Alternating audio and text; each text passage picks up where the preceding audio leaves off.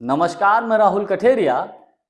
पहले चरण की वोटिंग के बाद जो रुझान निकलकर सामने आए, उन रुझानों में बड़े स्पष्ट तौर पे ये दिख रहा था कि इंडिया गठबंधन मजबूत स्थिति में है और भारतीय जनता पार्टी पिछड़ गई है।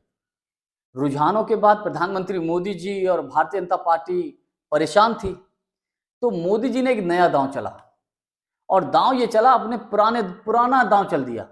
और पुराना दांव क्या है? उन्होंने कहा कि देश के मुसलमान घुसपैठिए हैं, यानी कि देश में एक बार फिर मोदी जी ने बांटने की राजनीति शुरू की धर्म के आधार पर। मतलब घटिया और तुच्छ सोच के साथ ये बयान दिया। और दूसरा बयान उन्होंने ये दिया कि अगर कांग्रेस की सरकार आ गई तो देश के महिलाओं के गहने जेवर और मंगलसूत्र बिचवा देगी। तो मोदी जी ने सोचा कि ये दांव हमारा काम कर जाएगा, लेकिन मोदी जी ने सपने में भी नहीं सोचा होगा कि ये दांव हमें ही उल्टा पड़ जाएगा।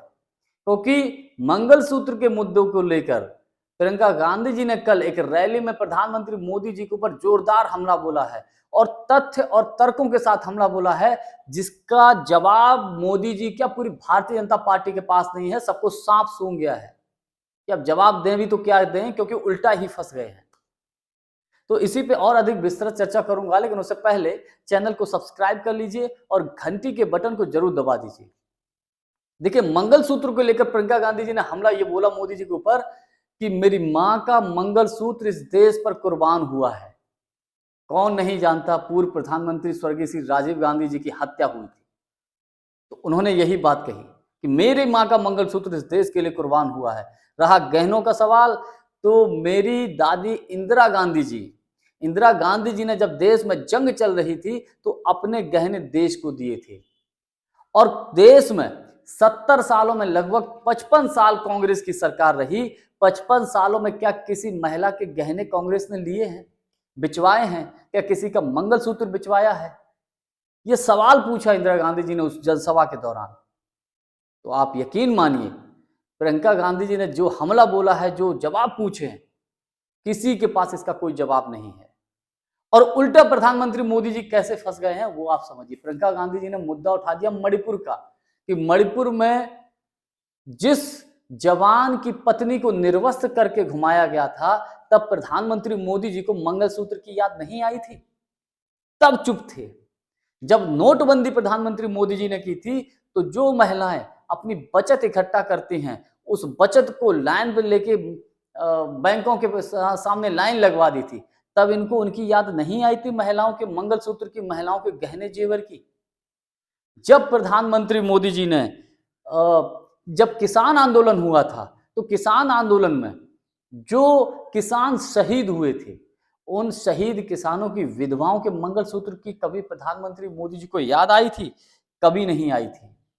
लॉकडाउन के दौरान जब अचानक लॉकडाउन कर दिया था, तो मोदी जी ने बसें और जो गाड़ियां, वाहन सब बंद कर दिए थे। तब वही माताएं, बहनें, महिलाएं अपने गहने, जेवरों, मंगलसूत्र को गिरवी रखकर उन्होंने अपने घर को चलाया था और पैदल आए थे। जो बाहर जॉब कर रही थी, बाहर नौकरी कर रही थी, पैदल पैदल चल के आए थे। तब मोदी जी को महिलाओं की याद आई थी? तब इनके गहने और जेवरों, मंगलसूत्र की याद आई थी? नहीं आई थी। तो शर्म आनी चाहिए प्रधानमंत्री मोदी जी को, जो इस प्रकार के बयान दे रहे हैं सिर्फ चुनाव जीतने के लिए। देखिए, प्रियंका गांधी जी ने जो हमला बोला है, इसका कोई जवाब प्रधानमंत्री मोदी जी के पास नहीं है और इसमें उल्टा फंस और गए हैं। और मैं ये मानता हूं कि पहले चरण की वोटिंग में जिस प्रकार से इंडिया गठबंधन भारी उनके पक्ष में रुझान है, दूसरा चरण प्रियंका गांधी जी के हमले के बाद इंडिया गठबंधन बहुत तेजी से जीतेगा, बहुत अच्छी लीड करेगा प्रियंका गांधी जी के हमले के बाद। और इसका भारतीय जनता पार्टी के पास कोई बिल्कुल जवाब नहीं है, क्योंकि बीजेपी मुद्दों से भागती है। मुद्दों पे तो ये लड़ ही नहीं पाएंगे, ना ही बेरोजगारी पे लड़ पाएंगे, ना रोजगार पे लड़ पाएंगे, ना नौकरी पे लड़ पाएंगे, ना स्वास्थ्य पे लड़ पाएंगे, ना शिक्षा पे लड़ पाएंगे, किसी पे नहीं लड़ पाएंगे। बीजेपी करेगी तो क्या करेगी? हिंदू, मुस्लिम, भारत, पाकिस्तान, इसी पे लड़ पाएंगे। तो इस बार कांग्रेस बड़ी सदी हुई रणनीति के साथ काम कर रही है, मुद्दों पर बराबर घेर रही है।